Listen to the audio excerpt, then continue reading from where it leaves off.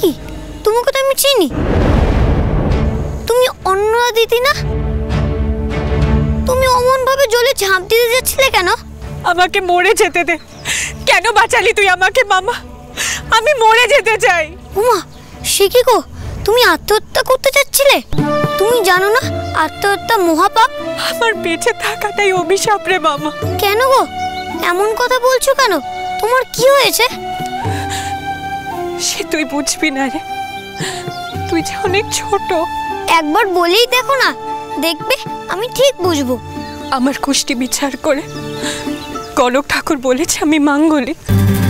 আমার সঙ্গে যারই বিবাহ হবে তারই অকাল মৃত্যু ঘটবে। তাই আমার কোনোদিনও বিয়ে হবে না। আইব্রোমে ঘরে থাকলে কি সমাজ মেনে নেবে? কোনোদিনও না। সমাজপতিরা আমার বাবাকে এক ঘরে করবে, প্রায়শ্চিত্তি করাবে, কঠিন শাস্তি দেবে। আমার বাবা এসব সহ্য করতে পারবে না রে মামা। আমার কারণে হয়তো বাবা নিজেই আত্মহত্যা করে বসবে। তার চেয়ে বরং আমি নিজে।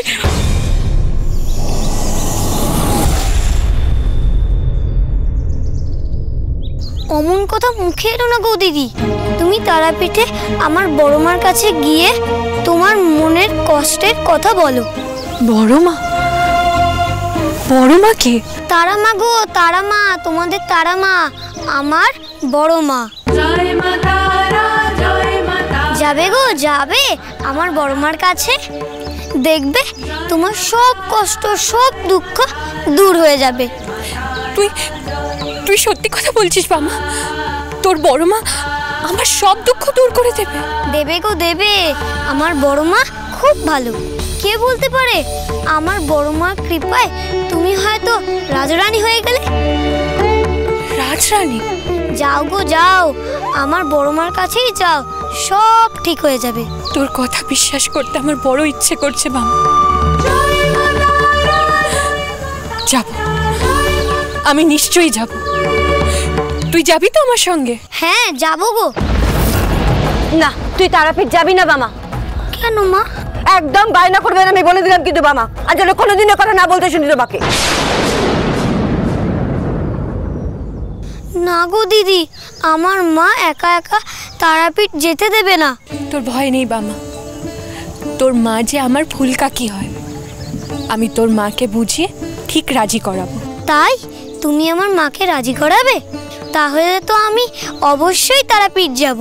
ওখানে গেলে আমি আমার বড় মাকে দেখতে পাবো। আর যাব না, 100 বার যাব।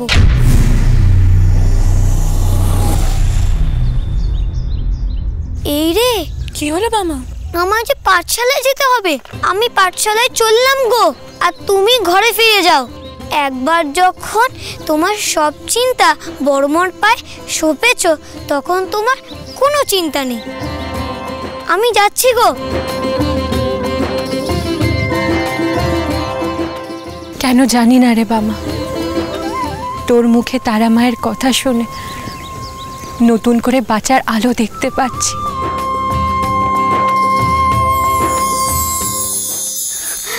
দেখলেন দেবী, দেখলেন আপনার প্রিয় পুত্র বামা কেমন সহজ সরল ভাবে কি অপরূপ লীলাই না দেখালেন। সত্যি দেবী, বামা কিভাবে এক অসহায় দিশাহারা মেয়ের জীবন বাঁচালো, আমরা দেখেছি বড়ই অভিভূত। ওরে, আমার বামা তো তার স্বধর্মের কাজই করেছে। কিন্তু দেবী। হ্যাঁ রে, এই ঘোর কলিযুগে অসহায় নিপীড়িত মানুষদের রক্ষা করার জন্যই তো আমার বামার আগমন ঘটেছে।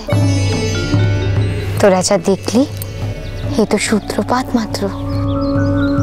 কিন্তু দেবী, এই অন্নদা নামে মেয়েটিকে বামা আপনার শরণাপন্ন হতে বললেন, এর পিছনে নিশ্চয়ই আপনার কোনো উদ্দেশ্য আছে। আর দেবী, বামা অন্নদাকে রাজরানী হওয়ার কথা কেন বলল? সেটা তো সময় বলবে রে, সময়।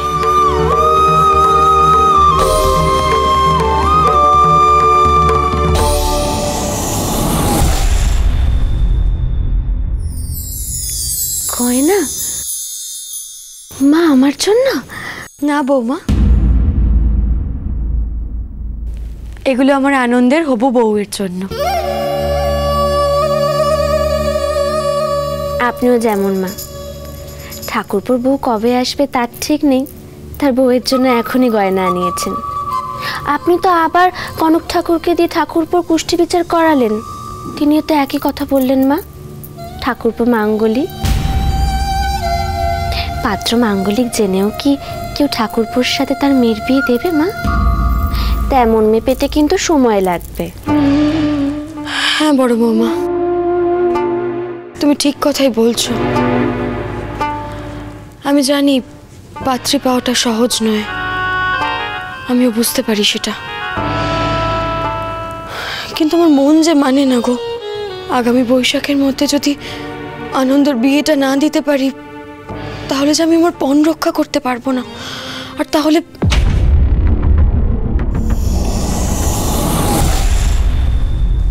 স্বর্ণকার মশাই, আপনি এখন আসুন। আজ্ঞে রানীমা। গয়নাগুলো থাক, আমার যা পছন্দ হবে আমি রেখে দেব, বাকি আপনি পরে নিয়ে যাবেন। আজ্ঞে রানীমা।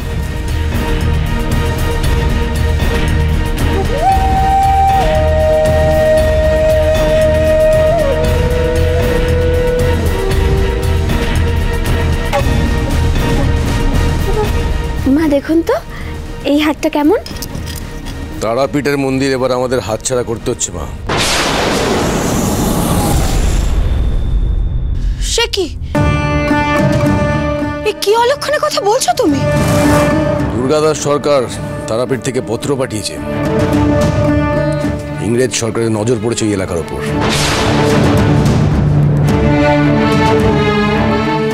আমাদের তারাপীঠের দেবতার সম্পত্তিকে নিষ্কর জমি ও সম্পত্তি হিসেবে চিহ্নিত করে তার উপর ইচ্ছে মতো খাজনা বসিয়েছে, আর খাজনা বাবদ 20,000 টাকা চেয়েছে।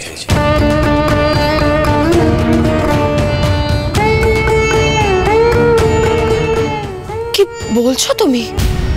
এত টাকা খাজনা দাবি করেছো এই সাহেবরা? তা না হলে মন্দির হাতছাড়ার কথা বলছি কেন আমি? দেখো মা, এই মুহূর্তে রাজকোষ থেকে 20,000 টাকা সাহেবদেরকে দেওয়ার পক্ষপাতী আমি নই। ওই জন্য আমি মন্দিরের মায়া ত্যাগ করছি। সাহেবরা যদি দখল নিতে চায় নিক। না দাদা,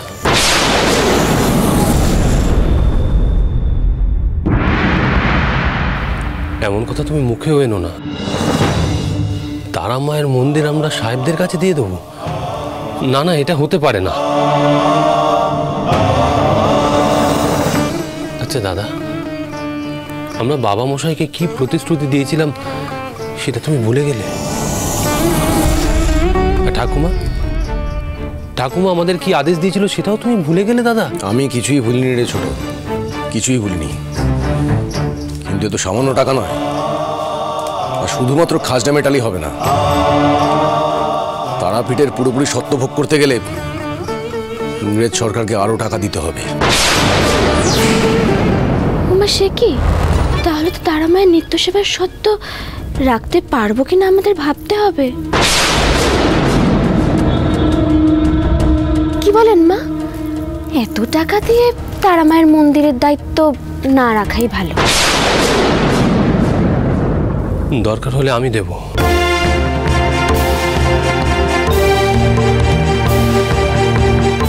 হ্যাঁ, খাজনা থেকে প্রাপ্য যে অংশ আমার, সেটা আমি সাহেবদের দিয়ে দেবো।